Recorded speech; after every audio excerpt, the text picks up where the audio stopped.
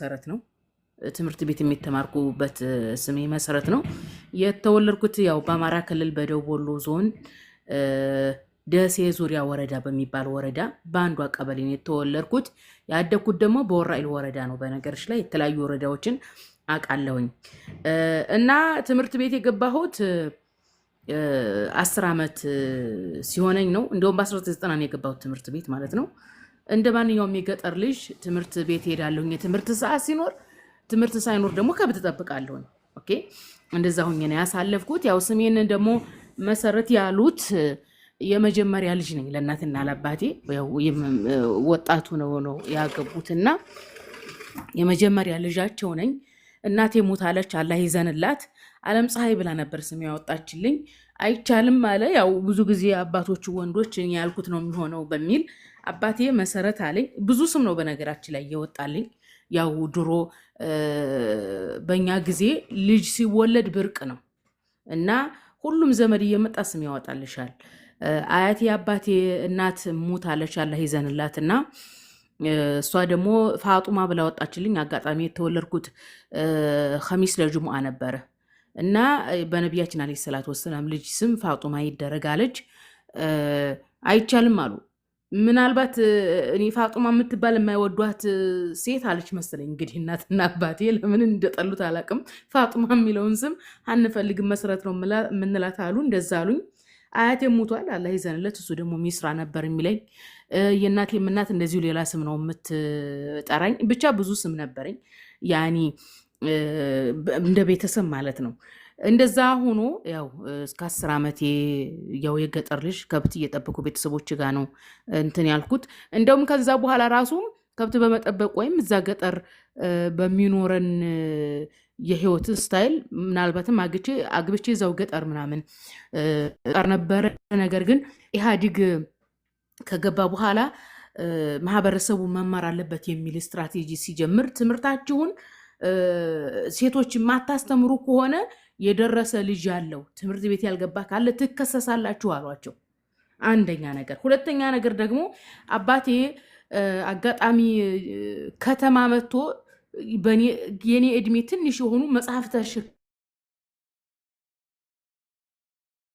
የኔ ልጅ እኮ እድሜዋ ትልቁ ነው 10 ዓመቱ ነው የ5 ዓመት ልጅ መጽሐፍ ከተሸክማ አይቼ ልጅ እንዴት አትማርም ይልና ያሳደገችኝ አያቴ ነበረችና አላችሁ ወይኔ ወስድብዎታለሁኝ ሲል አያቴ ያለቀሰች ግማሹን ቀን ትማራለች ግማሹን ቀን ከብት ትጠብቅልኛለች ከትምህርት ቤት እስከምትመለስ እኔ ከብት ትጠብቃለሁኝ አለች ትምህርት ቤት አስገቡኝ 1990 ያው መንግስት ማስራለሁ አለ ኢህአዲግ ትምህርት ማታስገቡ ከሆነ መቀጫለሁ ሲባል አስገቡኝ ትምህርት ቤት ገባሁኝ የኤሌመንታሪ ትምህርቴ አሪፍ ነበረ ውበስ ተማሪ አንደኛ ደረጃ ወጥቼ አላቅም እንጂ ከሁለተኛ ደረጃ ኤሌመንታሪ ድረስ ከሁለተኛ ደረጃ እስከ 10ኛ ደረጃ እየወጣሁ ነው ያጠናቀቅኩት ግን ኤሌመንታሪ የመጀመሪያ ደረጃ ትምህርት ከ1 እስከ 4 እስከ 5 ያለውን ትንሽ ችግር ነበረ እናቴ ታመመች በዛው ሞተች ምስቅልቅል ያለ ነገር ነው ብቻ ኤሌመንታሪን ስማር በጣም ሴፍቲ በሌለው ነገር ነው የተማርኩት ያው እናቴ ስለሞተች አስቸጋሪ ነው እናት ሳትኖር ህይወትን መግፋት በጣም ጨለማ ጊዜ የሚያስጠላ ጊዜ ነው እናት ካለችሽ እናትሽ ህይወትሽ ናት ሁሉ ነገርሽ ናት አትመሪ እናትሽ መልክሽ ናት ላንቺ ድሃ ሆኚ እናትሽ ላንቺ ሀብትሽ ናት እናት ብዙ ነገር ናትና እናቴን በማጣቴ ብዙ ነገር አጥቻለሁኝ ብዙ ነገር ሆኛለሁኝ አዲስ የሚገርምሽ ነገር አረብ ሀገር መጥቼ አይደለም ግርድናን የጀመርኩት ኢትዮጵያም እያለሁኝ ሰው ቤት ሰርቻለሁኝ እኔ በሚገርም ሁኔታ ሃይ ስኩልን ስማርም እንደዚሁ ተቸግሬ ነው የተማርኩት በጣም አስቸጋሪ ጊዜ ነው በነገርሽ ላይ አሁን ችግሬ ትዝ አለኝና አወራሻለሁ ብዬ አስቤው አላቅም እንደዛ ሆኜ ነው የተማርኩት አልহামዱሊላህ እስከ ሃይ ስኩል ድረስ በችግር እየገፋሁኝ ከአንዱ ቤት እየተባረርኩ ነው የተማርኩት የሚገርምሽ ነገር አባቴን አስተምረኝ ስለው ሂጂ የእናትሽ ቤተሰቦች ያስተምሩሽ ይለኛል የእናት ቤተሰቦች ጋር ሲሄድ ደሞ ሴት ተምራ ያለ ደርስ ነው ወደዛ አንዱን ባል ካገኘሽ አግቢና ወደዛ አርፈሽ ተቀመጭ ያለኝ ዘመድ አለ ደሞ ኧረ በጣም ባወራሽ ራሱ አያልቅም በዚህ ዙሪያ ማለት ነው እና ትልቅ እስከመሆን ድረስ እዚህ አረብ ሀገር መጥቼ እንደው 2 ዓመት 3 ዓመት ራሱ ሆነኝ ለእናቴ ማልቀስ ያቆምኩት ማለት ነው እጅግ ብዙ ታውቂያለሽ፣ ለዘመድ ፍቅር የለኝም ታውቂያለሽ። አዲስ እኔ እምጠለውና የምወደውን ሰው አላውቅም ብለሽ ታምኛለሽ? ያኒ ብዙ ችግር ያኒ የሚያቀርብሽ ሰው የለም። ሰው ዘመድን የምትወጂው ከሰው ጋር የምትሰባሰቢው እናት ሲኖርሽ ነው። እኔ ከማንም ጋር ተሰባስቤ አላውቅም። በቃ ታውቂያለሽ፣ ብቻዬን ሁኜ ነው የኖርኩት። አሁንም ድረስ ብቻዬን ነው የምኖረው ታውቂያለሽ። እና የሚገራርሙ ችግሮችን አሳለፍኩኝ። ትምህርት ያው ጨረስኩኝ ሃይ ስኩልን። አጋጣሚ ሆኖ ደግሞ በእኛ ጊዜ ሰፊ የመምህራን እንትን ነበረ፣ የመምህራን ስልጠና ይሰጥ ነበረ። አጋጣሚ የመምህራን ስልጠና ስወስድ አለፍኩኝ። ያንን የመምህራን ስልጠና ወስጄ 3 ዓመት ሰለጠንኩኝ፣ ተመረቅኩኝ። እና ስመረቅ የሚያስመርቀኝ ሰው የለም ነበረ። ጋውን አልለበስኩም፣ ኮፍያ አላደረግኩም። አሁንም ድረስ አስታውሰው አልቅሽ አልቅሽ ይለኛል። ደውሎ እንኳን ደስ ያለሽ ያለ ሰው የለም። ጓደኞች ሲመረቁ እንኳን ደስ ያለ ሰው ሰው ስለሌለ ከአካባቢው ሄድኩኝ። በቃ የሆነ ሰው ቤት ሄድኩኝ ላለማስ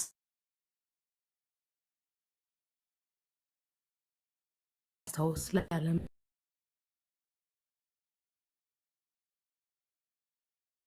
ማየት ማለት እና ሃይ ስኩል ልማር የመጣሁት አጎቶቼ ቤት ነበረ። አጎት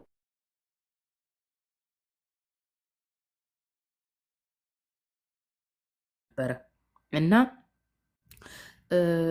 እንትን የመምህራን ስልጠናውና የነርሲንጉ ስልጠና በተለያየ ጊዜ ነው የሚወጣው። የነርሲንጉ ስልጠና 2 ወር ይቆያል እና አጎቴ ያው ትንሽ ረድቶኛል። እንዳለው ገንዘብ እንደ ህይወቱ መርዳት የሚጠበቅበትን ባይረዳኝም ረድቶኛል። እና እኔ ጋሽ መምህር መሆን አልፈልግም፣ ነርስ ነው መሆን የምፈልገው ስለው፣ አንደኛ የነርሱ ፈተናው ሊከብድብሽ ይችላል፣ ላታልፊ ትችያለሽ። ሁለተኛ ነገር ደግሞ ረጅም ጊዜ ነው። ስለዚህ የመምህራኑ እድል የመጣልሽን ተጠቀሚ አለኝ። እና ሚስቱ በጣም ትቆጣጠረዋለች። ያኔ አላደለ በየቤቱ ይለያያል ህይወታቸው። ሚስቲቱ ናት አለቃው እንጂ እሱ ቸግሮት አልነበረም። በዛ ላይም ደግሞ ያኔ ኋላ ቀር አስተሳሰብ ያለው ማህበረሰብ ነው። ጠንካራ ወንድ ቢሆን ኖሮ አጎቴ ራሱ ቢያስተምረኝ ፍላጎቴን ቢያሳካልኝ ይችል ነበር። ግን ያው ሚስቲቱ ስለነበረች የቤቱ አለቃ ምን ብዬ ነው ያንተን እህት ልጅ የምሸከመው? እንደውም ሰው ቤት ሰራ ያልኩሽ ለምንድን ነው እኛ ቤት የምትመጪው? ጉልበት አለሽ አይደለም እንዴ? ሰተሻት በይም እንዲህ ብላኝ አባራኝ ነው ከቤት። እና እነሱም ቤት ሰራተኛ ሆኜ ነው በእርግጥ የኖርኩት። እና ብቻ አልሞም ሄድኩኝ። ሃይስኩል ላይ ስማር ግን ይሄ ነርሲንግ ከምጠብቂ የመምህራኑን ተፈተኒ ያለኝ አጎቴ ክርስቲያን ነው። ያኔ ኦርቶዶክስ እምነት ተከታይ ነው እሱ የሚሆነው። በሆነ አጋጣሚ ኦርቶዶክስ ሆኖ ያኔ የሁሉ ሰዎች ነን፣ ሙስሊሞች ነን። በእናቴ በኩል የእናቴ ወንድም ነው እና ክርስቲያን ስለሆነ እሱ አጎቴ፣ እኔ ደግሞ ከገጠር መጥቼ ሙስሊም ናት የሚባል ወሬ ስለተወራ ሰፈር አንዲት የደሴ ልጅ ሃይስኩል ስንማር ነይ ብላ ጠራችኝ። አንቺ ክርስቲያን እንዳትሆኝ አለችኝ። ያኔ ስለ ኢየሱስ ልትነግረኝ ነው። ከዚህ ነው የምጀምረው እንግዲህ የንጽጽሩ ነገር የኔ ማለት ነው። እና ኢየሱስ ሰው ነው፣ ነብይ ነው፣ ደግሞም እኮ አልተሰቀለም አለችኝ። አሁን እኔ ኢየሱስ ምን ይሁን ምን ሰው ይሁን መላእክት ይሁን አላቅም፣ ስለ ሃይማኖት አላቅም። ምክንያቱም እኔ ገጠር ነው ተወልጄ ያደግኩት። ገጠር ሁሉም ሰው እንደኔ ወላሂ የሚል የሚመስለኝ፣ ሁሉም ሰው አማርኛ የሚያወራ ይመስለኝ ነበር። አንቺ ወፎቹ ራሱ አማርኛ የሚናገሩ ይመስለኝ ነበረ። በፊት ልጁነን አያቴ እርሻ ይታረሳል አይደለም? አሁን እኛ ገጠር ባቄላ፣ አተር፣ ምስር ሲዘራ የሚደርሰው ጥቅምት ላይ ነው። ጥቅምት ላይ ሂደሽ በጧት ነው መንቀል ያለብሽ። ፀሐይ ከመታው ይረግፋል። እና ጧት ወፎቹ ከጮሁ ወፍ ጮኸ ጉሙ ተነሱ ተነሱ ትላለች። ስለዚህ በቃ ወፎቹ ተነሱ ብለው ነው የሚል ይመስለኝ ነበር፣ ልጅ ስለሆንኩ በጭንቅላቴ ማለት ነው። እና ወፎቹ ራሱ አማርኛ የሚያወሩ ይመስለኝ ነበር። ከዛ ገጠር መጣሁ። የሚገርምሽ ነገር ከገጠር ስመጣ ብሔር ማለት እንደሆነ አላቅም። ከኛ ወላሂ ከሚለው ማህበረሰብ ውጭ ሃይማኖት እንዳለ አላቅም። መንግስት ማለት ራሱ አላቅም። ኦኬ መጣሁኝ። እንዴ አንደኛ እድሜ ትልቅ ነው፣ ይገርምሻል። እስከ 8ኛ ክፍል ጥሩ ደረጃ ይዤ ነው የተማርኩት። እድሜ ራሱ 17 ነው። እንዴት ነው ስለ መንግስት፣ ስለ ብሔር፣ ስለ ሃይማኖት ማታውቂው ልትይጂ ያለሽ? አንደኛ የገጠር ልጅ ነን። እንበላለን፣ እንጠጣለን፣ ይመሽልናል፣ ይነጋልናል። ስለ ሃይማኖት ስለምንም አላቅም። አልሞም ሃይስኩል ስማር ልጅቱ በቃ ሃይማኖት ምናልባት ያው ብዙ ጊዜ ከገጠር የሚመጡ ገጠሬ ልጆች የዘመዶቻቸውን ሃይማኖት ይከተላሉ። እኔም ብዙ ማቃቸው አሉ። ኦርቶዶክስም የሚሆኑ ጴንጤዎች እነዛ ዘመዶቻቸው ክርስቲያን ያረጓቸዋል እና ክርስቲያን እንዳትሆኝ በክርስትና እኮ ኢየሱስን ፈጣሪ ብለው ነው የሚያምኑት። ኢየሱስ ሰው ነው አለችኝ። ያኒ ነገሩ ጆሮዬ ውስጥ አለ እንጂ ኢየሱስ ማን እንደሆነ አላውቅም። የደሴ ልጅ ናት ኸዲጃ ትባላለች። እኔ እንደወድሉን ባገኘውን በዘይራት ደስ ይለኛል። አልሞም ይህንን አለችኝ። ይህንን ብላኝ ሃይስኩልን ጨረስኩኝ እና ደግሞ ከሃይስኩል እንደጨረስኩኝ እንደዚሁም ያጎቴ ሚስት ያው ሰርተሽ ቢ ብላ ከቤት ስላባረረችኝ የሆኑ ሰዎች ቤት ተቀጥሬ ሄድኩኝ ሰራተኝነት ልሰራ እና እነዛ ሰዎች አውቃቸው ነበረ። ሙስሊሞች ናቸው። ያኔ አክራሪስ ሙስሊም ሳይሆን ያኔ ጥሩ ናቸው፣ ለዲናቸው። ቤታቸው ፊልም ምናምን ያሳዩ ነበርና ጁሙአ የሻህ መዲዳትና የዶክተር ዛኪር ይከፈት ነበረ እና ዶክተር ዛኪር አሸነፈ፣ ሻህ መዲዳት አሸነፈ፣ ሙስሊምና ክርስቲያን ገጥሞ ሙስሊም አሸነፈ ሲሉ አልፎ አልፎ ያለው የቤት ሰራተኛ ስለሆንኩኝ ገብቼ ቁጭ ብዬ እንዳይፈቀድልኝም ብቻ ስራ ምናምን ስራ በሩ ላይ አንገቴን አሾልኬ ወይም በሩ ላይ ቁጭ ብዬ ነው የማየው እና ሙስሊም አሸነፈ ክርስቲያኑ ተሸነፈ የሚል እንጂ ስለ ሃይማኖትም አላውቅም። ሰላት እንደሚሰገድ ነገሩኝ፣ አንዳንድ ነገሩኝ። እንደውም አንድ ማስታውሰው ያው የገጠር ልጅ ነው። የሚገርምሽ ነገር አሁን ላይ ነው እንጂ ሰው የገጠር ልጅ ሞሽ ምን ሞሽ እንዳለ የሚቀበልሽ በፊት አካባቢ የገጠር ልጅ መሳቂያ መሳለቂያ ነው የሚያደርጉሽ ታውቂያለሽ። እና አንድ ጊዜ ማቃቸው ሰዎች ነበሩና በአማርኛ ልጽፍ የርኩኝ የቁርአንን እንትን እንዴት እንደሚሰገድን የአረበኛውን ስለማላቀው አንድ ጁዝ ላይ ለምሳሌ ይሄ እንትን ሱረቱ ናስ ደግሞ ቁል ሁላሁ አሐድን እነዚህን በአማርኛ ጽፌ ልሸመድዳቸው ስጽፍ ሳቀችብኝ ልጅቱ። እሷ ቤት የከተማ ልጅ ናት።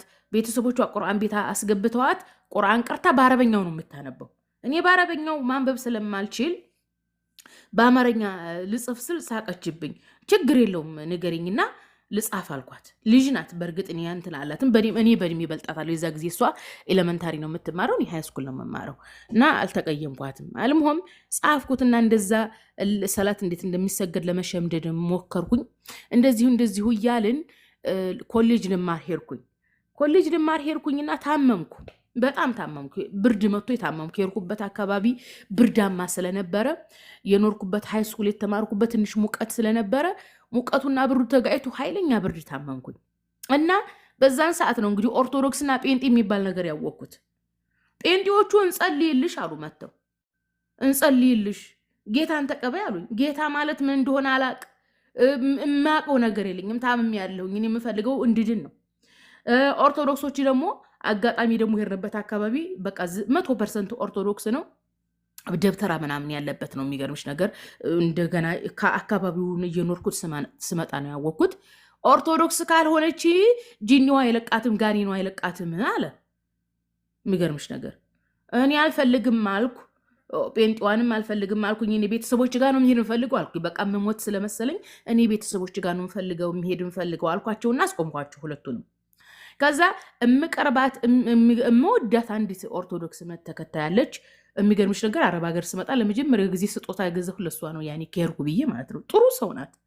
አብልታኛለች፣ አጠጥተኛለች። ያጎቴ ሚስቶች ከቤት ሲያባረሩኝ እሷ ቤት ሂጄ በላ ነበረ። እንደዚህ ያደረጉኝ እያልኩኝ የምነግራት እሷን ነበር። እና አጋጣሚ እኔ ያለሁበት አካባቢ መጣች።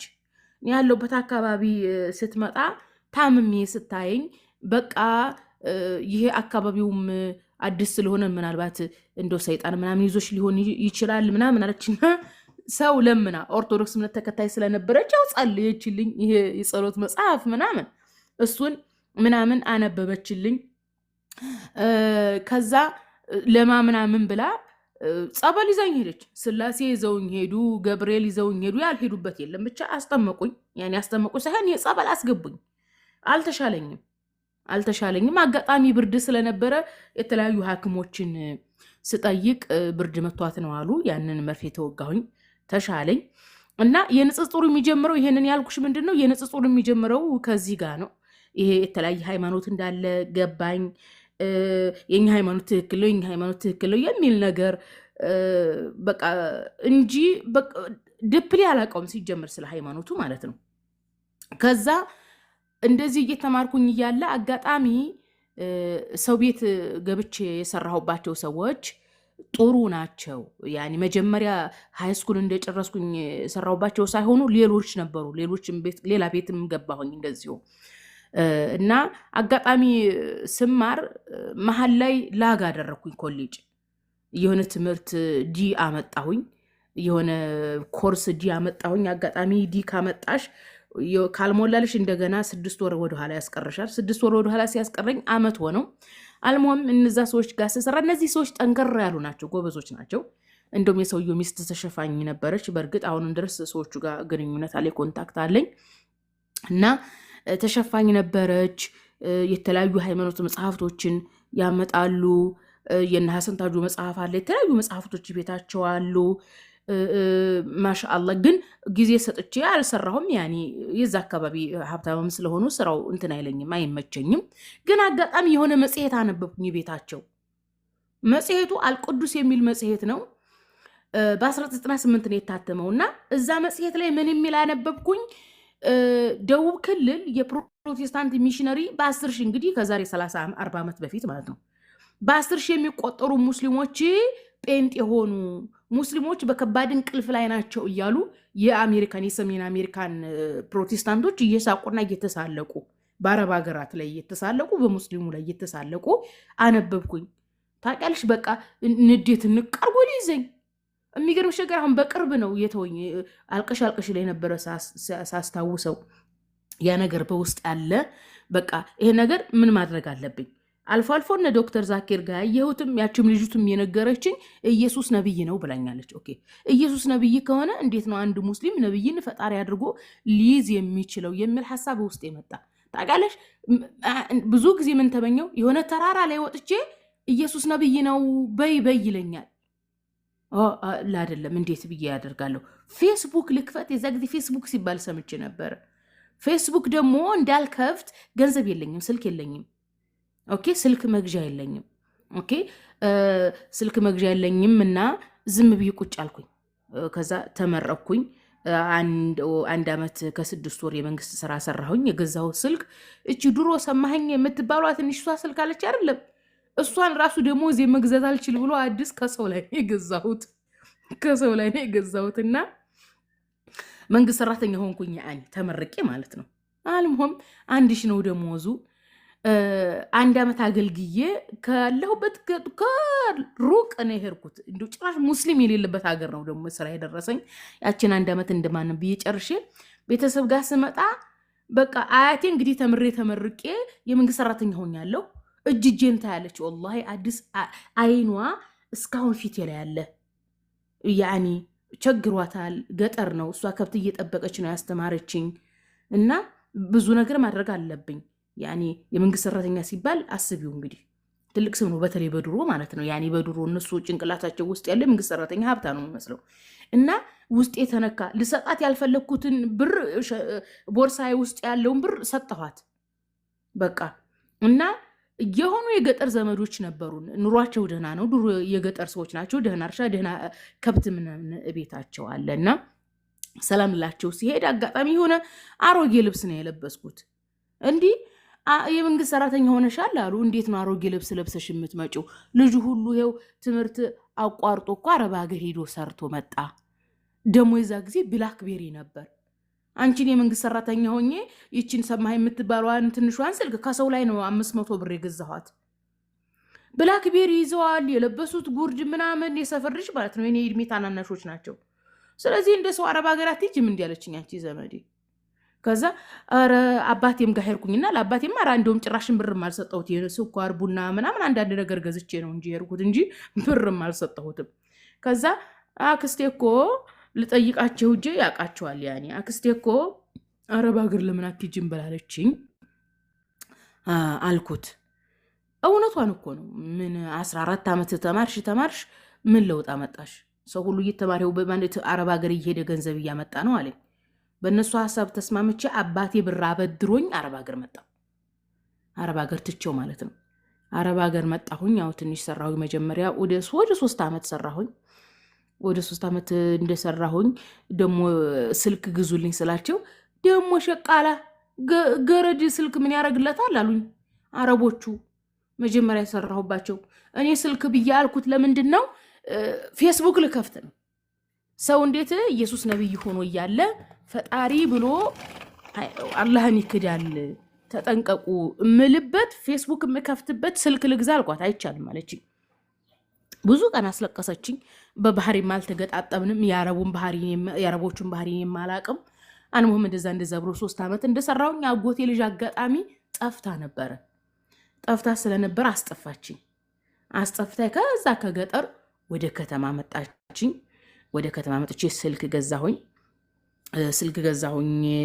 መጀመሪያ እንደውም ሰርች ሳረግ የኢትዮጵያ ሙስሊሞች የሚል ነገር አገኘው ፌስቡክ ላይ። እነሱን መከታተል ጀመርኩኝ። የኡስታዝ አቡ ሀይደርን አገኘሁት። የዛ ጊዜ ደግሞ ዋትሳፕ ነበረ። ዋትሳፕ ላይ ገባሁኝ። አንዳንድ ትምህርቶችን መማር ጀመርኩ። የንጽጽሩንም ጽሁፍ ማንበብ ጀመርኩኝ። ከዋትሳፕ እንደዚሁ ደግሞ ቴሌግራም መጣ። ቴሌግራም ላይ የተለያዩ ንጽጽር ይሰጡ ነበረ። ኡስታዝ አቡ ሀይደርን ብቻ ነበር ማቀው። የኡስታዝ አቡ ሀይደርን ግሩፕ አስገቡኝ ብዬ የሆነ ልጅ ሊያስገባኝ ሞልቷል፣ ሌላ ግሩፕ ላስገባሽ አለኝ። ቅር አለኝ። እኔ የምፈልገው ኡስታዝ አቡ ሀይደር ነበረ። ከዛ ቅር አለኝ። አረ ግድ የለሽም እንደውም ሰለምቴ ነው ጎበዝ ነው ላስገባሽ አለኝ። አጋጣሚ ኡስታዝ ዋሂድ ነበረ እና እሱ ግሩፕ ገባሁኝ። አንዳንድ ትምህርቶችን ተከታተልኩኝ። የሚገርምሽ ነገር እሱ ሰለምቴ ነው። ክርስቲያን ወገኖቻችን በየፌስቡክ ላይ የሚያነሱትን ሹብሃ አላቀውም ነበር። እኔ ፌስቡክ የከፈትኩት ኢየሱስ ነብይ ነው ልል ብቻ ነው። ኢየሱስ ነብይ ነው ብላ ያቺ የደሲዋ ልጅ ከልጃ ስለነገረችኝ ምናልባትም አልፋፎ እነ ዶክተር ዛኪር እና እነ ሻህ አህመድ ዲዳት ክርስቲያኖችን ገጥመው ኢየሱስ ነብይ መሆኑን አሸነፉ የሚለውን ወሬ ሰምቼ እንጂ መጽሐፍ ቅዱስን አላነበብኩም በሰዓቱ። ቁርአንን አላነበብኩም በሰዓቱ። ኢቭን ራሱ ቁርአን በአረበኛ ማንበብ ጀምሬ ነበረ። እዛው ኢትዮጵያ እያልኩኝ ኮሌጅ ስማር አሊፍ ባታን ጀምሬ ነበረ። ብቻ አንድ ጁዝ አድርጌ ነበር። ሁለተኛ ጁዝ እስከ ያኔ ብቻ ተባረክ ላይ ሊደርስ ትንሽ ነበር የቀረኝ። በቃ በተደጋጋሚ ቁርአንን እየቀራሁኝ አረበኛውም እየገባኝ ሲመጣ ጥሩ አነበብኩኝ። አረበኛውን ቁርአኑን ማለት ነው። አልሐምዱሊላህ። የንጽጽሩን ደግሞ እንደገና ንጽጽር ሳድርግ የግዴታ መጽሐፍ ቅዱስ ማንበብ አለብኝ አልኩና መጽሐፍ ቅዱስን ማስታወሻ ገዛሁኝና መጽሐፍ ቅዱስን ማንበብ ጀመርኩኝ። መጀመሪያ ቀን አስታውሳለሁኝ መጽሐፍ ቅዱስን ዘፍጥረትን ከፍቼ እያነበብኩ ስመጣ የሎጥ ልጅ ላይ ደረስኩኝ እና የሎጥ ልጆች ከአባታቸው ጸንሰው ወለዱ። ደንግጬ ስልኬን ጣልኩ። ታውቂያለሽ? ደንግጬ ስልኬን ጣልኩና አቋረጥኩኝ። በቃ መጽሐፍ ቅዱስ ማንበብ አቋረጥኩ መሀል ላይ ማለት ነው። ወላሂ በቃ ተውኩትና አልፎ አልፎ ጽሁፎችን እያነበብኩ ስመጣ ደግሞ የግዴታ መጽሐፍ ቅዱስን ማንበብ ይጠበቅብኛል አልኩኝና እንደገና ማስታወሻ ደብተር ገዛሁኝ። መጽሐፍ ቅዱስን አነበብኩኝ። አልፎ አልፎም እየፖስትኩኝ ምን እያልኩኝም ጀመርኩኝ። ግሩፖችም ላይ ለምንድነው ፕሮቴስታንቶች መሬት ላይ የወረደ ነገር እየሰሩ ነው? ለምንድነው ህዝቡን በተለያየ ጥቅም ወደ ክህደት የሚያመጡት ምናምን ብዬ በተለያየ ግሩፕ ሲያስገሙ ስናገር አብዛኛው ሰው አያውቅም ነበር። የሚገርምሽ አዲስ ይህን ስናገር ራሱ ብዙ ልጆች በቃ ወንዶችን ለማማለል የምናገር ሁሉ ይመስላቸው ነበረ። በተለይ ሰው አዌርነስ ገና ነበር። የሚዲያ አጠቃቀም ገና ነው። ስለ ሚሽነሪ አያቅም፣ ስለ ንጽጽር አያቅም። ብቻ እንደ ፌስቡክ ላይ የተገኘውን ሁሉ እያመጡ ግሩፕ ላይ መማገድ ነው። ግሩፕ ላይ የሚማረውም ጥቂት ነው። እና ደግሞ እኔ ሆም ብዬ ሶሻል ሚዲያ ያከፈትኩት ለንጽጽር ነው። በቃ ኢየሱስ ነብይ ነው ለማለት ብቻና ብቻ ነው እንጂ ሰው ሶሻል ሚዲያ ላይ ተጣብሶ የሚጋባ ራሱ አይመስለኝም ነበር። የሚገርምሽ ነገር ዋላ እና ግሩፕ ላይ አረ እንዲኩላል ምናምን ስል ሴቶቹ ያሽሟጥጣሉ፣ ሙድ ይዙብኛል። እዛ አያፍሩም እንኳን ወንዶቹን ኡስታዞችም አሉበት ላይ እንትን በቃ እዛው ያሙኛል ፊት ለፊት። በቃ ጎበዝ ለመባል ነው አይደል እንደዚህ የምትለው አላለው። ዝም እላችኋለሁ። እኔ ሚሽነሪ ጨጓራ ያልጦኛል፣ ዝም ብያችሁ እወጣለሁ። ኦኬ እንዲሁ እያል እንትን ላይ ፌስቡክ ላይ እንትን እያል ቲክቶክ ከመጣም ቆይቷል። ቲክቶክ መጣ ተባለ። መምጣቱን እኔም አላቅም። የዛሬ 4 ዓመት አካባቢ። ከዛ በፊት ግን ኮሮና ውስጥ ኮሮና ሊጀምር አካባቢ አንዳንድ የሚያስቅ ቪዲዮ ሲለቀቅ አረ ከየት ነው ይህን የሚያስቅ የምታመጡት ስል አንዲት ኢየሩሳሌም የምትባል የኦርቶዶክስ እምነት ተከታይ ይሄ እኮ ቲክቶክ የሚባል አለ በጣም የሚያስቅ ነው አለች። ቪዲዮዎች አሉበት አለች። ምንድነው ቲክቶክ እንዴት ነው የሚወረደው ስላት ፕሌይ ስቶር ላይ ሄጅና ቲክቶክ ብለህ ጻፊ አለች። ቲክቶክ ብዬ ስጽፍ ወረደልኝ። እያየሁ ምናምን እየሳኩ ምናምን እንትን ስል በጣም ጊዜ ያጠፋል። ቁጭ ብዬ አካውንት ምናምን አልከፈትኩም። ሳንሸራትት ነው ሙሎ ታውቂያለሽ። መደምን ስራ ከጨረስኩኝ ከዛ አጠፋሁት። በቃ በጣም ጠፈሸኝ። እሱ ላይ ጊዜ ማባከን እንትን ስለደበረኝ አጠፋሁት። ደግሞ ኢትዮጵያውያኖችን እራሱ አላገኛቸውም። አጠፋሁትና መሀል ላይ ደግሞ ከፈትኩት። የዛሬ 4 ዓመት አካባቢ 4 ዓመት ሞልቶታል። አጋጣሚ ቲክቶክ ከፍቼ አንድ ጴንጤ ልጅ አየሁኝ። ሙልጭ አርጉ በእስልምና ላይ ሲቀጠፍ ማለት ነው። እንዲህ በቃ እሳት ለበትኩ፣ እሳት ጎረስኩ አልኩሽ። ሰውነቴን ነዘረኝ ሁላ። ይሄማ መልስ መስጠት አለብኝ አልኩኝ። ከዛ አካውንት ከፈትኩኝ። ከዛ ፕራይቬት አደረግኩት። ለልጁ ብቻ ነው የሰጠሁት፣ ሌላ ሰው እንዲያየኝ ማለት ነው። ሌላ ሰው እንዲያየኝ አድርጌ ለልጁ ብቻ ቪዲዮ ሰራሁኝና ተውኩት። እንዴ ከዛ ደግሞ የሆነ ቲክቶክ ቪዲዮ ተለቋየሁኝ። ቪዲዮአችሁን ብዙ ሰው እንዲያየው ከፈለጋችሁ ፕራይቬት አታድርጉ የሚል ነገር መጣ። ኦኬ ፕራይቬት አታድርጉ የሚለውን ሂጄ ፕራይቬት የሚለውን ፈታሁት። ቪዲዮ እየሰራሁኝ መጣሁኝ። ጥሩ ተከታይ ማፈራሁኝ። አጋጣሚ ታሊባን አሸንፎ ነበረ። ያኔ ታሊባኖች አሜሪካ እንትን ወታደሮን አውጥታ ለታሊባን እውቅና ስትሰጥ ኮንግራጁሌሽን ታሊባን ብዬ ስጽፍ ቲክቶክ ዲምጥማጤን አጠፋኝ። ጭራሽ አካውንት ራሱ መክፈት እንዳልችል አድርጎ አባረረኝ። ታሊባን አሸባሪ ነው እውቅና መሰጠት የለበትም በሚል ማለት ነው። መልሼ ከፈትኩኝ። ጥሩ ደረጃ ደረስኩኝ። በዛን ጊዜ 162,000 ፎሎ ደረስኩኝ። በዛ ጊዜ ትልቅ ፎሎ ነው። ብዙ ነገር አደረግኩኝ። መልሶ ተዘጋ። ብቻ አሁን ይሄ ማዋራሽ 12ኛ አካውንት ነው እና ጥሩ እያነበብኩኝ እዚህ ደረጃ ላይ ደርሻለሁኝ። ይህን ይመስላል ሲያጥር ማለት ነው። ወላሂ ብዙ ጊዜ አስቤያለሁኝ። አሁን ኢትዮጵያ ሄጄ ምንድን ነው መስራት እንፈልገው የሚለው ነገር አልወሰንኩም። ምን መስራት እንዳለብኝ አላውቅም። በጣም የተቸገርኩት ነገር ቢኖር ይሄ ነው። በነገራችን ላይ አዲስ እድሜ አሁን ወደ 38 እየመጣሁ ነው። ያኔ ገና ትንሽ አይደለሁም። በነገርሽ ላይ አንድ ሴት ከ30 ዓመት በላይ ወጣት ራሱ አትባልም እና ወጣት የሚለው ላይ አይደለሁም። አሁን ጎልማሳ እየሆንኩ ነው። ትልቅ ሰው እየሆንኩኝ ነው እና ምንድን ነው መስራት የምፈልገው? የምሰራውን ነገር አላቅም።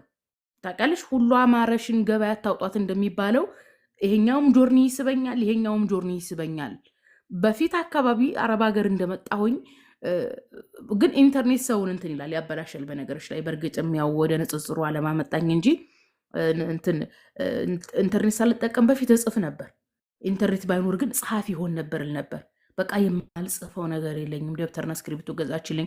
መጀመሪያ 3 ዓመት የሰራሁባት ሴትዮ ያው ብዙ ጊዜ የምጽፈው ስለናት ነው። ብዙ ጻፍኩኝ። እንደ አንድ ግማሽ ደብተር የተለያዩ ሀሳቦችን እጽፋለሁኝ። ብቻ ያገኘሁትን ስራ ስፈታ እጽፋለሁኝ እና እዛ ጋር የሆነ እቅድ አወጣሁኝ ለስራ። ያቀርኩት እቅድ በ3 ዓመት የአገር ብገባ ነበር ያን መስራት እንፈልገው፣ ወይም ከ2 ዓመት በኋላ ነበረ። ስጠፋ ያቅድ ቀረ። ኦኬ ደግሞ ሌላም እንደዚሁ ነደፍኩኝ። በተለይ እንትን ነበር መሆን እንፈልገው፣ ይሄ ከፋሽን ጋር የተያዘ እሱም በጣም እንትን ብሎኝ አፌክት አድርጎኝ ነበር ራሱ። አንድ ጊዜ እንደውም አስታውሳለሁ ስልኬን የሞላው ስለ ፋሽን ነበረ። በቃ ፋሽኒስታ ለመሆን ማለት ነው። ያለ አይደለ እንትን ነው ይሄ ከብራንድ ጋር የተያዘ ዝም ብሎ ልብስ ሻጭ ሳይሆን ከብራንድ ፋሽኒስት ነበር መሆን እንፈልገው። ስልኬ ፎርማት አድርጎ አብሮ አስተሳሰብን ፎርማት አይሆንም አዲስ አይ ከ8 ዓመት ምናምን ይሆነዋል። ከ8 ዓመት በፊት ከ7 ዓመት በፊት ነው ስልኬ ፎርማት ሲል አብሮ አስተሳሰብ ያሰብኩት ስለዛም ፎርማት ሆነ። በቃ ተውኩት፣ ቀየርኩ ሀሳብ። በቃ ደበረኝ። ያኔ ቆዘምኩ አልኩሽ፣ ለረጅም ጊዜ ቆዘምኩ። ደግሞ ሀሳብ ቀየርኩኝ። ብቻ በተለያየ ጊዜ የተለያየ ሀሳብ ይመጣልኛል። ያንን እተዋለሁኝ እና አሁን ደግሞ ምን አሰብኩኝ? በቃ ስለምንም ነገር አላስብም። አገር ልግባና በቃ የሆነ ነገር ፊቴ ላይ ያገኘሁትን ወይ ሰራለሁኝ ወይ አልሰራም፣ በቃ አርፌ ቁጭ እላለሁ አልኩኝ እንጂ ይሄን ልስራው ብል ይሄኛው ሐሳብ ደግሞ ይመጣልኛል። ደግሞ ይሄን ልስራው ስል ደግሞ ይሄኛው በጣም እንትን ታውቃለሽ ብትንትን አደረገኝ። ስለዚህ አቆምኩኝ እና ይሄን ልሰራ ነው ምልሽ ነገር የለኝም ነው ምልሽ። እሺ ልጅቱ እንደነገረችኝ ኢየሱስ ነብይ ነው አለችኝ። ኢየሱስ ነብይ ነው የሚለው ነው ጭንቅላቴ ውስጥ ያለው እንጂ ኢየሱስ ደግሞ ማን ነው የሚል ነገር ነው አላውቀውም ሲጀመር ኢየሱስን። ያንን አለፍኩኝ። ግን ወደ ንጽጽሩ እንዲገባ ያደረገኝ ምንድን ነው ሙስሊም እንዴት ሃይማኖትን ይቀይራል የሚል ልክ ነው ያዘኝ። ጴንጤዎቹ ሙስሊሞቹን ደቡብ አካባቢ አሁን ለአሁን ላይ እያነበብኩ ስመጣ ያወቅኩት ምንድን ነው እንደውም የአሜሪካን ሚሽነሪዎች ሲመጡ ጅማ ነበር የፈለጉት። ጅማ ሊገቡ ሲሉ ተከልክለው ነው ወደ ማዕከላዊ ኢትዮጵያ ወደ ከምባታና ወደ ሀዲያ የገቡት። እነሱ አቅድ የመጡት ጅማን ነው፣ ግን የገቡት ሀዲያና ከምባታ ላይ ነው። እንግዲህ ሀዲያና ከምባታ ላይ ነው። ከዛሬ 40 ዓመት በፊት 10 ሺህ ሙስሊም ብሎ ማለት አስቢ። አሁን ላይ 35 ሚሊዮን ደርሷል የሀዲያና የከምባታ ጴንጤ። ስለዚህ 35 ሚሊዮን የደረሰው ከዛሬ 40 ዓመት በፊት ሙስሊም ነበር ማለት ነው። ኦኬ እንዲህ ሙስሊሞቹን እንዴት ይሸውዳቸዋል ነው። ኦኬ ኢየሱስ ነብይ ነው ከተባለ ኢየሱስ ሰው ነው፣ ሰው መሆኑን ደግሞ እየገባ ይመጣ። ኦኬ ሰው ነው አሉ። እንግዲህ ሰው ከሆነ ያ ሰው ነብይ ነው። ነብይን ፈጣሪ እንዴት ይላሉ? እንዴት ሙስሊሞቹን ካፊር ያደርጓቸዋል የሚል ልክ ነው ወደ ንጽጽሩ ያመጣኝ። ጴንጤዎች ወይ ፕሮቴስታንቶች ወይ ኢየሱስ ነብይ ነው፣ ሰዎችን ሙስሊሞችን አትሸውዱ ልል ነው እንግዲህ ንጽጽር ውስጥ የገባሁት። ኦኬ እያነበብኩ ስመጣ ስለ ኢየሱስ ነብይነት ሰውነት ለንጽጽር የሚጠቀሟቸውን ኡስታዝ አቡ ሃይደር ወይም ሌሎች ኡስታዞች የሚጽፏቸውን አነባለሁ። ሳነባ በትክክል ይኸው ኢየሱስ ነብይ ነው እላለሁኝ። ነገር ግን መጽሐፍ ቅዱስን በትክክል ሳላነባ አልፎ አልፎ ደግሞ ክርስቲያኖቹ የሚያመጡት ነገር ደግሞ እንትን ይላል፣ የሆነ ሁለት ልብ ውስጥ ያስገባሻል። ኦኬ ስለዚህ እንደዚህ ለጀማሪ ሰው እንደዛ ነው፣ ግራ ይገባል። እኔ አሁን ብዙ ጊዜ ሰው ጋር አላወራም። ኦኬ ቻት አላበዛም። ኦኬ ፌስቡክ ላይ እጽፍ ነበረ ወይም አነብ ነበረ። ያነበብኩትንና የጻፍኩትን ነገር ከራሴ ጋር ብቻ ሆኜ ማውራት ጀምራለሁ እንዲገባኝ ማለት ነው። አሁን ስላነበብሽ አይገባሽም። አንድ ጊዜ አስታውሳለሁ ኡስታዝ ዋሂድ የሆነ ጽሁፍ ጽፎ ስለጻፈው ጥያቄ ጠየቁት ግሩፕ ላይ። ያኔ ጠየቅ ነው ልበልሽ፣ እንዴ እናንተ አታነቡም እንዴ? እኔ የጻፍኩት እኮ እንዳትጠይቁኝ ነው፣ አንብባችሁ አትረዱም እንዴ አለ። ተቆጣ። ግን አንብበነዋል። እኔ ደግሜ ሄጄ አነበብኩት። አንድ ነገር ስላነበብሹ ይገባሻል ማለት አይደለም። ኦኬ ታነቢውና ያነበብሽውን አስቀምጠሽ ከራስሽ ጋር ስትነጋገሪ ነው የሚገባሽ። እና እኔ አሁን ቆይ ፈጣሪ ማለት ምን ማለት ነው? ኦኬ ንጽጽር ማለት ምን ማለት ነው ብዬ ራሴ ጋር ማውራት ጀመርኩኝ።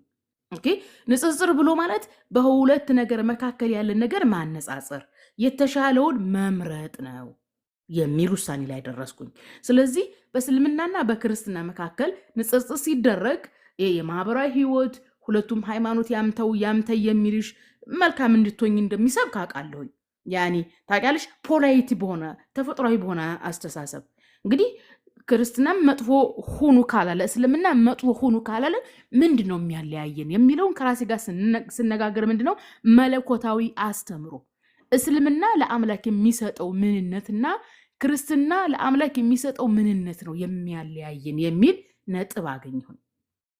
ኦኬ ስለዚህ በእስልምና ይህንን ምድር የፈጠረ አምላክ አላህ የተባለ አምላክ እንዳለ፣ ይህ አምላክ ከጥንት ጀምሮ ከአዳም ጀምሮ ነብያቶችን እንደሚያስነሳ፣ ይህን አምላክ ማንም አይቶት እንደማይችል፣ ይህ አምላክ ታላቅ እንደሆነ፣ ደግ ሩህሩህ እንደሆነ፣ ስለዚህ አምላክ ስታስቢ ውስጥሽ በደስታ እንደሚሞላ፣ ደግ አምላክ እንደሆነ፣ መለኮት እንደሆነ፣ መለኮት በምንም ልትመስዩ ማትቺ፣ እንዲኮነ ሰው ሆኖ ነበር መቶ ሞተ ማትዩ ነገር ነው የሚል ነጥብ ላይ ደረስኩኝ።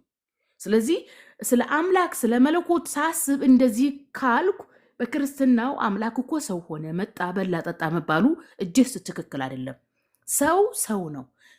በሰውና በእንስሳ መካከል ልዩነት አለ። ያኒ የሰውና የእንስሳ እውቀት እኩል አይደለም። አሁን እንስሳ ባለቤቱን ያውቃል፣ ያበላውን ያጠጣውን በተደጋጋሚ ያደረበትን ቤት ያውቃል። ነገር ግን የሰው ልጅ በእንስሳ ልክ አይደለም፣ እውቀቱ የተለየ ነው። ኦኬ በፍጥረታት መካከል እንደዚህ የደረጃ ልዩነት ካለ በሰው ልጅና በመለኮት መካከል ትልቅ ደረጃ አለ፣ የልዩነት ደረጃ አለ። ስለዚህ መለኮትን ማንም ሊደርስበት የማይችል ነው። ስለዚህ ሰዎች ሰው ሆነ እንዲኮነ የሚሉት በራሳቸው ስልጣን የሚናገሩት ነው።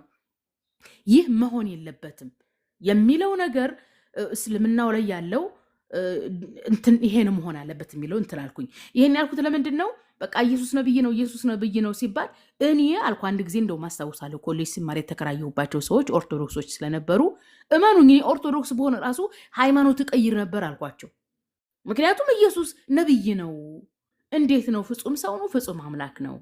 ኢቭን ስላሴ የሚለው ጠይቀሽ ዙረሽ ትጠይቂያለሽ፣ የጠየቅሽውን ይመልሱልሽና ደግሞ መልሰሽ ውድ ጥያቄ ያስገባሻል። ያኔ አይደለ የሆነ ዙሪያ ጥምጥም የሚያስኬድ ንጥልጥል አድርገሽ የምትረጁ አንድ ሲደመር አንድ እኩል ይሆናል ሁለት የሚል መልስ አታገኝም። የሆነ ራሱን የቻለ ምንነት የለውም። የሆነ ታውቂያለሽ የተወሳሰበ እንደውም ምን እላለሁ መሰለሽ በሎጂክ ደረጃ የሰው ልጅ በቋንቋ ደረጃ ቋንቋ የተፈጠረው የሰው ልጅ ሊረዳበት እንዲችል ነው። ሂሳብም የተፈጠረው አንድ ሲደመር አንድ ሁለት ብለሽ እንድታወቂ ነው። በቃ በሂሳብ ደረጃ አንድ ሲደመር አንድ እኩል ይሆናል ሁለት በሚለው ስላሴን ካልተረዳ ነው። ወይም በአማርኛ ቋንቋ አበበ በሶ በላ ሲባል አንድ ሰው አበበ በሶ እንደበላ ይረዳል በቋንቋ። በዚህ መልኩ ካልተረዳ ነው ይሄ ነገር ትርጉም የለውም። የሚያደናብረን ከሆነ ሊገባን የማይችል ከሆነ ዘላለም ዓለማችንን ዙሪያውን የምንጠይቅ ከሆነ ይሄ ነገር ትክክል መሆን የለበትም። ሰው ሰው ነው፣ ነብይ ነብይ ነው፣ መልአክ መልአክ ነው፣ ሁሉም የራሱን ዓለም የያዘ ነው የሚል እንትን ላይ ደረስኩኝ። የሚል የሆነ ከህሊናሽ ከተፈጥሮሽ የምትረጁዋል አይደለ? እንደዛ በመረዳት ነው እንግዲህ ንጽጽሩን ያወቅኩት። ወደ ንባብ ስመጣ ብዙ ጊዜ የምመክራቸው ምንድን ነው ስታነቡ በደንብ አንብቡ። በተለይ አሁን ላይ ያዳበርኩት ነገር ምንድን ነው? አሁን ላይ ያዳበርኩት ከበፊቱ በጣም ይሻላል። ልዩነት አለው። ይገርምሻል።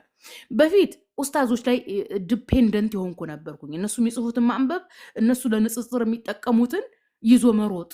ይሄ ጥሩ አይደለም። መጽሐፍ ቅዱስን ሳነብ ራሱ መጀመሪያ ላይ እደናገር ነበረ። እንዲህ እውነት ክርስቲያኖቹ እንደሚሉት ኢየሱስ እንደ ፈጣሪ ሆነ እንዴ ብያ ቃለሁኝ። ታውቂያለሽ እነሱ የሚሰጡትን መጽሐፍ ቅዱስን ሳነብ። ምክንያቱም ሁላችንም የስርዓተ ነጥብ አጠቃቀም አናቅም፣ ቶፒክ አናቅም፣ አውድ አናቅም። የሚገርምሽ ነገር እና ከቁርአን ይልቅን ያልዋሸሽም መጽሐፍ ቅዱስ ነው በጣም ብዙ ጊዜ ያነበብኩት። ከዛ እያነበብኩት ስመጣ አውድ ማለት ምን ማለት እንደሆነ ሲገባኝ ቶፒክ የሚባል ርዕስ ይሰጣል። ልክ ትምህርት ቤት ስንማር በተለይ 90ዎች ላይ ብልጣጦጢት የሚል ርዕስ ይሰጣል አይደለ? ስለ ጦጣ ለማውራት ነው። ደግሞ እንዲህም ልጅነቴ የሚል ደግሞ ትምህርት ነበር። ያን ስለ ልጅነታችን ሊያወራ ነው አይደለ? ርዕስ የተሰጠው መጽሐፍ ቅዱስ ላይ ርዕስ የተሰጠው በዛ በተሰጠው ርዕስ ስር ሊያወራ ነው። ስለዚህ ርዕሱ እንደሚነግረን ስርዓተ ነጥቡ እንደሚጠቁመን አውዱን አንድ ጥቅስ ስለሰጡን ክርስቲያኖች ይዞ መረጡ ሳይሆን ጥቅሱ ያለበትን ሙሉ ማንበብ እንዳለብኝ እና ተደጋጋሚ ማንበብ እንዳለብኝ ተረዳሁኝ። እና ንጽጽር ላይ ለምትሰሩ ሙሉ መጽሐፍ ቅዱስ ማንበብ አለባችሁ። ይሄ ነው። ሙሉ መጽሐፍ ቅዱስ የማታነቡ ከሆነ ኡስታዞች ወይም ንጽጽር ላይ የሚሰሩ ሰዎች ይዟት የሚሮጡትን አንቀጽ ይዛችሁ የምትሮጡ ከሆነ ያተረዳችሁ ማለት አይደለም። ይህንን ነው እንግዲህ የተረዳሁት። አዲስዬ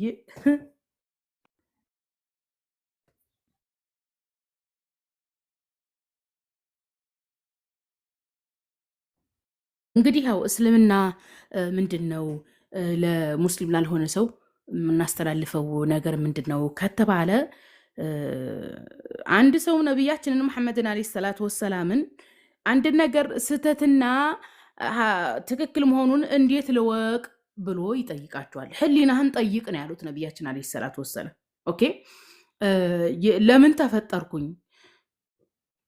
ከተፈጠርኩኝ በኋላስ እንደው ሞቶ መነሳት አለ የሚል ጥያቄ ያለበት በሙሉ በመጀመሪያ ያጥና፣ ሌሎችን ሃይማኖቶችን ያጥና ነው ምለው። ያኔ ናቶሎ ሙስሊም ሁን ምናምን አልልም። ምክንያቱም ህሊናህን ጠይቅ ስላሉ ነቢያችን ዓለይሂ ሰላቱ ወሰላም ህሊናቸውን ይጠይቁ።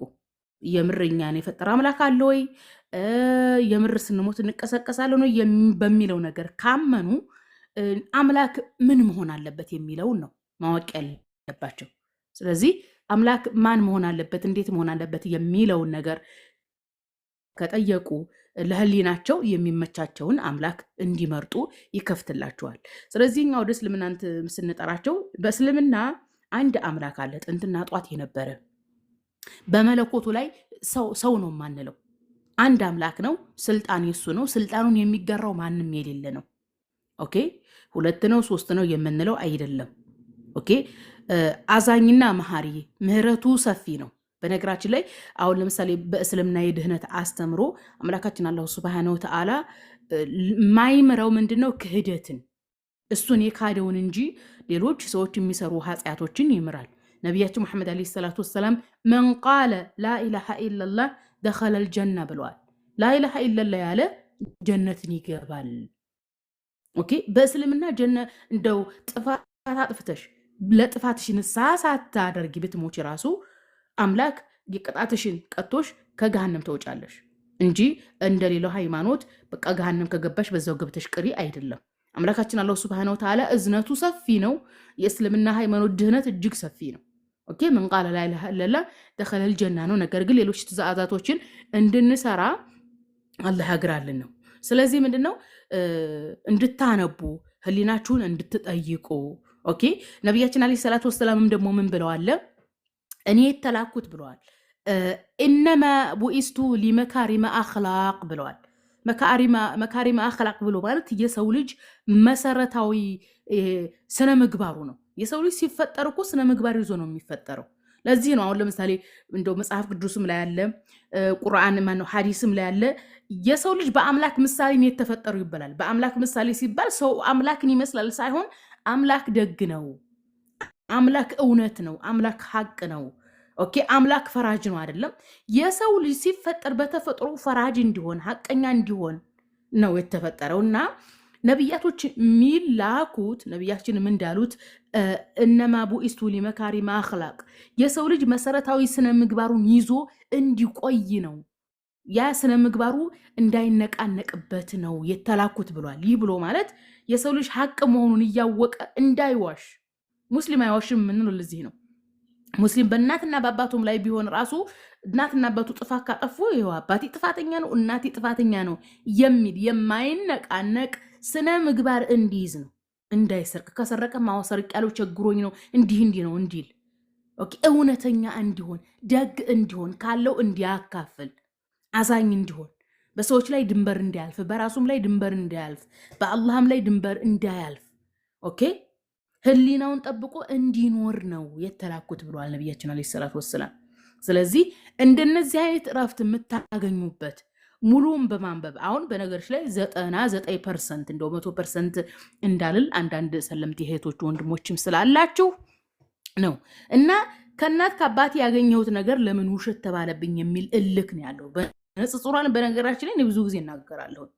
ከሌላኛው ወገን ንጽጽር እያደረጉ ሳይሆን ለምንኛ ትክክል ካልሆን በሚል እልክ የተሞሉ ናቸው። እልክ መርፌ ያስወጣል እንደሚባለው እልክ ጥሩ አይደለም። እልክ መጋባት ሳይሆን እውነትን ፈልጉ፣ አምላክን ፈልጉ። እንደው የፈጠረኝ አምላክ ምን መሆን አለበት የሚል ውስጥሽን ሳቲስፋክሽን የሚሰጥሽ ስትተኝ በሰላም የምትተኝበት ኦኬ ስትነሽም ስለ አምላክሽ ዘላለም እንዴ ምድራዊ ህይወትሽን የምታካሂጅበት ዳቦሽን ፍለጋ በሰላም የምትወጭበት ቀን ሲሆን ግን ማመልከው አምላክ እንዲህ ነው እንዲህ አይሆንም እንዲህ ለምን እንዲሆን የሚል ጥያቄ ማትጠይቅበት ሰላማዊ እንቅልፍ የምትተኝበት ሰላማዊ መንፈሳዊ ህይወት የምታሳልፊበት ነው ኢስላም የኔ እንዴ። ምክንያቱም የፈጠረን አምላክ አለ እሱ ወዶ ገነት ካስገባን ነው የምናየው ብለናል። ስለዚህ ገነት ገብተን አምላካችን ጋር እስከምንገናኝ ድረስ ምድር ላይ ይሆን አምላክ ለምን እንዲሆነ ለምን እንዲሆነ አንልም። ምክንያቱም በመኖሩ እናውቃለና። ኦኬ ደግሞም ውስጣችን አምላክን በሚፈራበት ልኩ ነው መኖር ያለብን እና ዓለምም እንትን እንዳይለን በተለያዩ ሰው ሰራሽ ነገሮችም በብልጭልጮችም እንዳንከዳ ውስጣችን ነው ማዳመጥ ያለብን። ብልጭልጭ ነገር በጆሮአችን የምንሰማው ነገር በአይናችን የምናየው ነገር ሳይሆን ሊስበን የሚገባው ውስጣችንና ህሊናችን ጋር ተነጋግረን ነው አምላክን ማምለክ ያለብን። እኔ እኮ ስለ ንጽጽር ፌስቡክ ላይ ስጽፍ ማለት ነው ስለ አምላክ አላቅም። ንጽጽር ላይ ዝም ብዬ ጽፋለሁኝ። ኢየሱስ ነብይ ነው ላለሁኝ፣ ግን መለኮት ምንድን ነው የሚለውን አላቅም ነበረ። እና አንድ ጊዜ ፌስቡክ የተበላሸ ያው ልክ እንደ ቲክቶክ 10 ጊዜ ነበር የምከፍተው ፌስቡክ ማለት ነው። ኢቨን ራሱ ፓስወርድ መያዝ አልችልም ታውቂያለሽ። ብዙ ጊዜ ፓስወርድ ማስገባት ሳልችል ቀርቼ ፌስቡክ ላይ ራሱ በስሜ ሰርች ብታገኘ የኔን አካውንት ታገኛለሽ። እና በቃ ብቻዬን ሆንኩኝ። ብቻዬን ሲሆን ግን አምላክ ማለት ምን ማለት ነው የሚል ጥያቄ ከራሴ ጋር መጣ። ስለዚህ መለኮት ብሎ ማለት በቃ ማንም ሰው ያላየው ደግ ይህንን ዓለም የፈጠረ የሚል ነገር ከራሴ ጋር መነጋገር ጀመርኩኝ። ወላሂ እንደውም የሆነ ቤት ስሰራ ነው ጊዜውን፣ ሰዓቱን፣ ቤቱን፣ ክላሱን ሁሉ አስታውሳለሁ አሁን ትዝ ሲለኝ። ከዛ በኋላ እረፍት ተሰማኝ ታውቂያለሽ። ከዛ በፊት ሙስሊም ሆኜ ኢየሱስ ነብይ ነው ላለሁኝ እንጂ ኢቭን እንኳን ማንን ነው የማመልከው የሚለውን ነገር አምላክ ምንድን ነው ሲባል ራሱ በስነ ስርዓቱ አልመልስም። ኦኬ። ከዛ ምን አደረግኩኝ? በቃ አምላክ ብሎ ማለት የሰው ልጅ ስለ አምላኩ ሲያስብ ውስጡ በደስታ ሊሞላ ይገባል። አምላክ ሲባል ያኔ ልክ እንደ ጓደኛሽ ወይም እንደምታውቂው ሰው የምትናገሪው ሳይሆን ለአምላክ ስለ አምላክ ስትጠየቂ ያኔ እጅግ ሰፊ ነው። ያኔ ልትገልጩ ራሱ አትችይም። ታላቅነቱን፣ ደግነቱን፣ መልካምነቱን፣ መለኮትነቱን ያኔ ህሊናስ ራሱ አድማሱን ያሰፋል። ግን ስለ አምላክ ስታስቢ ደስ ይልሻል። አምላክ መኖሩን፣ አንቺን እንደፈጠረሽ፣ ምድርን እንደፈጠረ፣ አዛኝ እንደሆነ፣ ካለምንም ምክንያት ያልተፈጠረ ነገር ሁሉ ነገር ስለ ምክንያት እንደተፈጠረች ትረጃለሽ ከራስሽ ጋር ስትነጋገሪ። እና እንዲህ በማድረግ ነው ስለ አላህ የተረዳሁት። ሰዎችም ራሳችሁን ጊዜ ሰጣችሁ ተነጋገሩ ነው የምለው። ይህን ይመስላል ነገር። ሁለተኛ ነገር ደግሞ ሁሉም እኔ ልጠቀም የሚልበት ነገር ነው። ሶስተኛ ነገር ሁሉም እኔ ትክክል ነኝ የሚልበት ሀገር ነው። ብዙ ነገሮች፣ ብዙ ቻሌንጆች አሉ። በነገራችን ላይ እኔ የምን ተባልኩኝ የሚለው እኔ ላይ ፎከስ አላደርግም። እኔ ላይ በጭራሽ ትዝ ብሎኝ ራሱ አያውቅም። የእኔ ፎከሴ ምንድን ነው? ውሸትን ማጋለጥ፣ ሰዎች ስለ ኢየሱስ ማወቅ እንዳለባቸው፣ እኔ የምናገረው ውሸት መሆን እንደሌለበት ብቻ ነው የምጠነቀቀው። መዋሸት ጥሩ አይደለም። እኔ አሁን የማዋሸው መሰረት ዋሸች ላለመባል ሳይሆን የሚገርምሽ ነገር ከዋሸሁኝ ራሴን ያመኛል፣ ይደብረኛል። ታውቃለሽ፣ የሆነ እንቅልፍ ይነሳኛል፣ ህሊናዬ ጋር ጥሩ እንትን አይኖረኝም። ስለዚህ ራሴ በነፃነት እንድኖር፣ መልካም እንቅልፍ እንድተኛ፣ ስራዬን በአግባቡ እንድሰራ እውነተኛ ለመሆን እሞክራለሁኝ። መጽሐፍ ቅዱስ ላይ ያሉ ታሪኮችን ላለማዛባት እሞክራለሁኝ። አውዳቸውን ላለመቁረጥ እሞክራለሁኝ። አውዳቸውን ራሱ ከቆረጥኩኝ አስተካክላለሁ። በዙ አጋጣሚ አሁን ለምሳሌ መጽሐፍ ቅዱስ ላይ በሰውኛ ቋንቋ የተገለጹ አሉ። በሰውኛ ቋንቋ የተገለጹ ናቸው እንጂ ይህን ለማለት ተፈልጎ አይደለም ብዬ እናገራለሁኝ። ወንድሞች እህቶች ንጽጽር ላይ የሚሰሩ ራሱ እንደዛ ማድረግ እንደሌለባቸው እንትን እላለሁኝ። በነገርሽ ላይ አዲስዬ እዚህ ላይ ምነግርሽ ነገር መልካም ነገር ጎልቶ አይወጣም እንጂ ፖላይትሊ ለክርስቲያን ወገኖቻችንም የሚጠቅም ነገር ነው ያደረግኩት። ንጽጽር ስታደርጉ መረጃ ማምጣት እንዳለባቸው ኢቭን ራሱ አሁን በፊት እንግዲህ ብዙ ጊዜ ከክርስቲያን ወገኖቻችን የተለመደው ምንድን ነው? ንጽጽር ብሎ ማለት ሙስሊሞችን ማብሸቅ፣ ያንተ ነብይ እንዲህ ነው፣ ያንተ እስልምና እንዲህ ነው መባባል ነበረ። ግን እንደዛ መሆን የለበትም። ለምትጠይቁት ጥያቄ በትክክል መነበብ አለበት። አንድ ጥያቄ በአንድ ሃይማኖት ላይ ስንጠይቅ የሃይማኖቱ ምን ብሎ ነው የሚያምነው የሚለውንም ማክበር አለብን። ኢቭን ስርዓተ ነጥቡን መጠቀም በአግባቡ አለብን። አውዱ ታሪኩ ምንድን ነው የሚለውን ብዬ አስተላልፋለሁኝ። ብዙ ያስተካከልኳቸው ነገሮች አሉ መጽሐፍ ቅዱስ ላይ። በዚሁ አጋጣሚ የመልከ ጸዲቅን ታሪክ ልንገራችሁ። መልከ ጸዲቅ የዕብራውያን ደብዳቤ ላይ ለክህነቱ መጨረሻና መጀመሪያ የለውም ይላል። ለክህነቱ እናትና አባቱ አይታወቅም ነው የሚለው። እናትና አባቱ አይታወቅም የተባለው መልከ ጸዲቅ ስለ ክህነት ነው የሚያወራው እንጂ መልከ ጸዲቅ ካለ እናትና ካለ አባት ተፈጠረ ለማለት ተፈልጎ አይደለም። እኔ ግን በፊት የሚመስለኝ መልከ ጸዲቅ ካለ እናትና ካለ አባት የተወለደ ይመስለኝ ነበርና ኢየሱስ ከእናት ከተወለደ መልከ ጸዲቅ እናትና አባት የለውም እና መልከ ጸዲቅ ልታመልኩት ነው እንዲህ የሚል ጥያቄ ጠይቅ ያውቃለሁ። ፌስቡክ ላይ ቲክቶክም ላይ እንደመጣሁኝ። ነገር ግን አንድ ስለ ክህነት ነው። ምክንያቱም እስራኤላውያኖች ክህነት በዘር ነው። አሁን ለምሳሌ የሌዊ ዘር የሆነ ነው ክህነት እንትን የሚለው እና ከዛ አስተካከልኩኝ። በቃ ይቅርታም ጠየቅኩኝ። ከአሁን በኋላ ስለ መልከ ጸዲቅ የተወራው ስለ ክህነት ማለትም እግዚአብሔርን ስለማገልገል ነው እንጂ ስለ እናት ስለ አባቱ እንዳልሆነ ይቅርታ ጠየቅኩኝ። ከዛ በኋላ እንትን ብዬ አላውቅም። ምክንያቱም ከራሴ ከህሊናዬ ጋር የሚሄደውን የምናገረው ነገር መጽሐፍ ቅዱስ ላይ በአግባቡ መገኘት እንዳለበት ላይ ነው እንጂ ፎከስ የማደርገው አካሌ ምን ኮመተ ስለ እኔ ምን አወራ የሚለው ቦታም ሰጥቼው አላውቅም። እኔ እንደዚህ አሉኝ የሚል ከሆነ አልወጣም እኮ ቲክቶክም ላይ አያስወጣኝም እኮ። ግን ያንን ትዝ ብሎኝ የማያውቅም። ይህን ይመስላል።